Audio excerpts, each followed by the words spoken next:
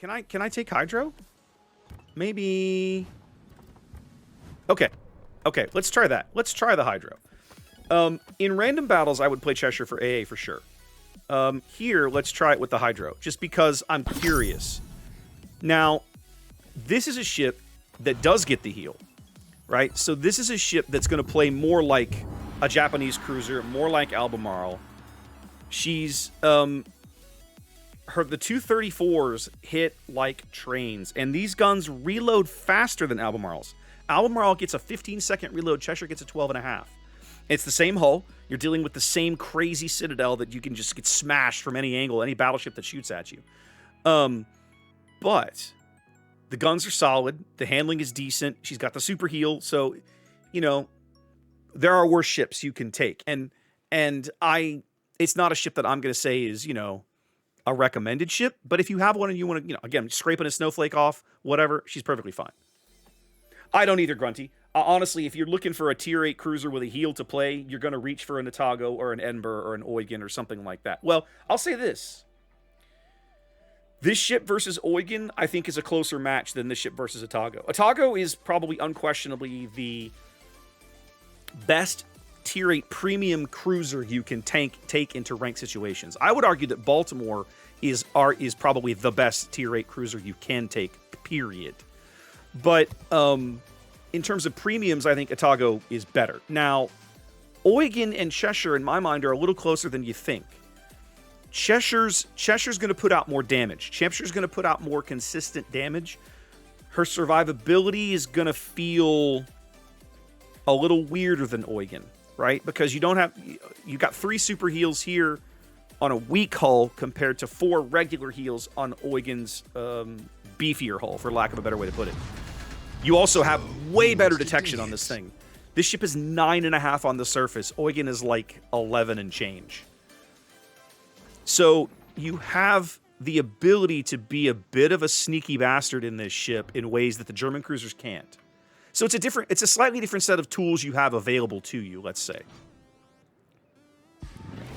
Like, I'm going to go back this kid up over here at sea, and I'm going to sit north of the cap.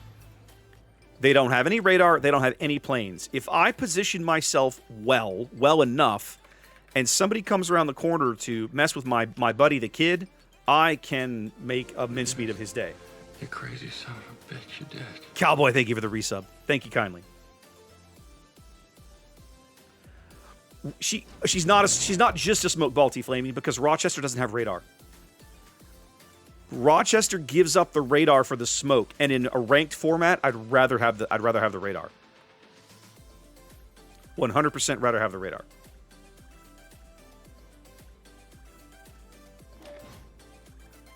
Okay, so the Imagi's coming this way.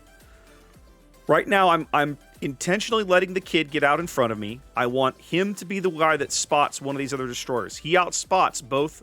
Well, the Ulan will have similar detection, but he'll definitely outspot the Kiev. So I'm going to sit here for just a minute.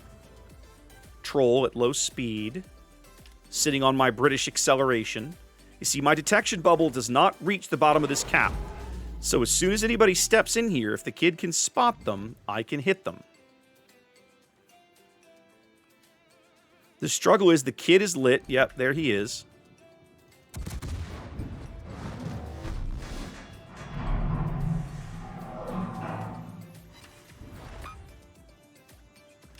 Yeah, the kid is playing a bit too ballsy for my tastes.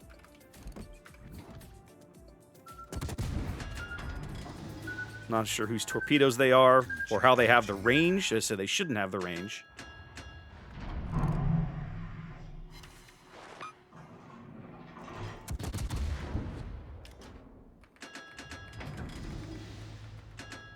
Okay, the Imagi's coming, so let's swap to him.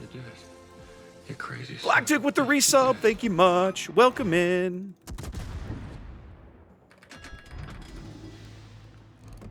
I should have gone dark and probably turned around already. But for now, I'm just gonna let it ride.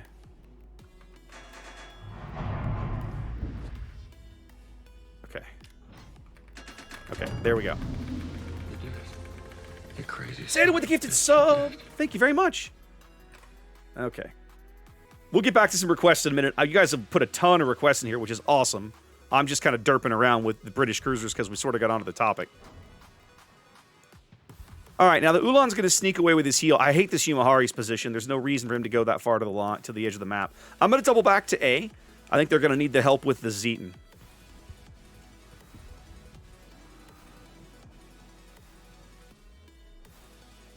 Say hello to my little friend. Our Yumahari is... There's nothing... Is nothing on the 10 line to fight. Please turn around, Yumi.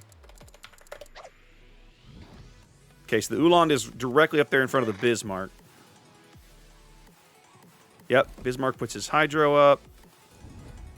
Flandra is... Yeah, this is a huge problem, actually.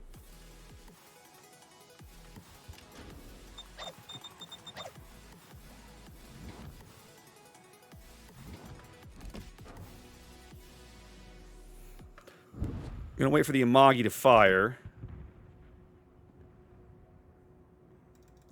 Never mind, I'm gonna go ahead and fire before, and then go duck behind this island. Now the Flandra should have eyes on me. Yep, he can see me somewhere up ahead.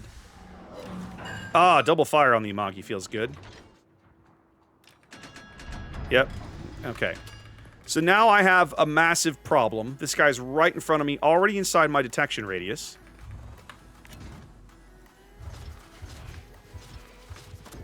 And I basically have to show him my broadside because I have to. Luckily, he didn't do much with his salvo. So let's get the hell out of here.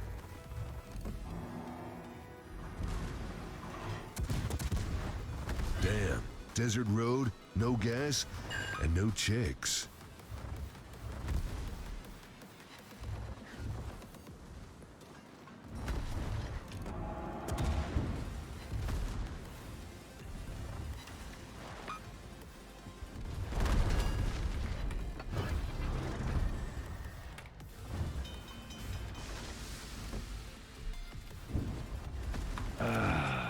Much better.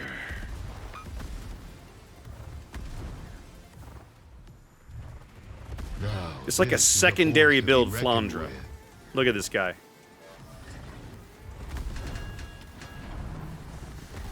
He's about to go behind the island. Let's see if I juked this or if I'm going to die. Well, I'm going to be okay for a minute.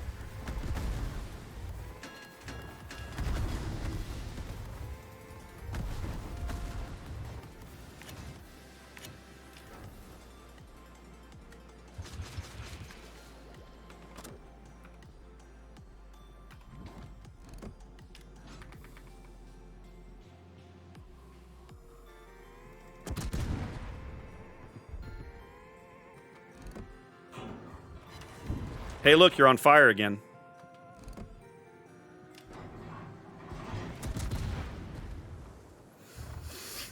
Hey,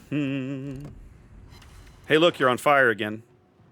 He's literally just going to go for the ram. Okay, I mean, I guess. I'm hashtag confused screaming. I literally have no idea what just happened. Why would you sail up the 4 line and do nothing but take and just ram an opposing battleship? What a waste of time. Okay, well, whatever.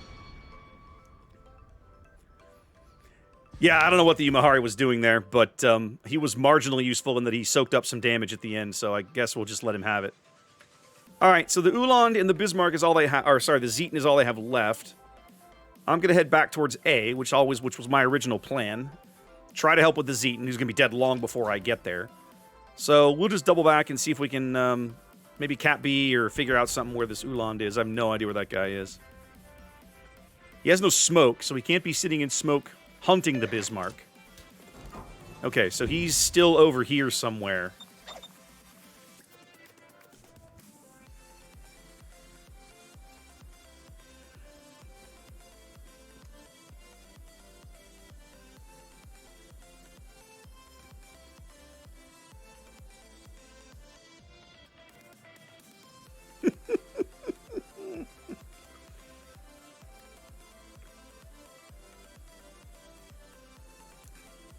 He might actually beat that Bismarck in a gunfight. Check it out. Because like he got a fire. He's going to beat the Bismarck. Wow. Still, Bismarck played a good game. Bismarck gets an upvote for sure. That guy played well. The Aki played well. I don't have much use for the Yumahari, who could have been significantly more useful, but it's going to end up being a win. 100% Grunty. I mean, that's exactly what I said at the beginning of the match, right? Eugen's armor combined with her regular heal is going to feel different than Cheshire's, well, I just took 20,000 damage, but I'm going to push my super heal button and laugh at you, right? I mean, the end result of both effects is that the ship will hang in a fight longer than it should. The biggest difference is that Cheshire is more likely to pop like a balloon than Eugen ever will be. What's up, Resin? So, yeah, Cheshire's going to have, Eugen's going to have better AP DPM, but this AP is not bad. I mean, these are basically the same guns you get on Goliath, I think. Aren't the guns on Goliath 234s?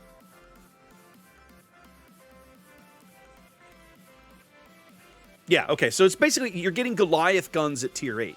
And they're not bad guns. The fire chance is good, the HE shell damage is good, the AP damage is good. The trick is just that, I think if memory serves, the AP penetration on the shells is not amazing. So you have to get it at like just the right angle, or you have to get it at like medium range. You have to be kind of edging towards brawly range, I think, before the AP starts to feel pretty solid, if memory serves.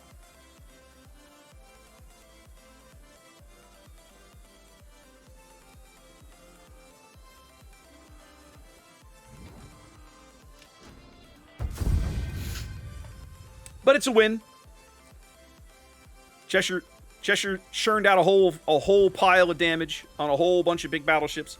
I should be middle of the pack XP. That's not going to be a top XP game, but I showed up and contributed and we won, so I can't really complain too awful loud. Yeah, middle of the pack. That's about what I expected. Not bad. Not bad. Again, not a ship I would reach for ranked. Not a ship I would recommend, but a passable one if you've got one and you're knocking off a snowflake.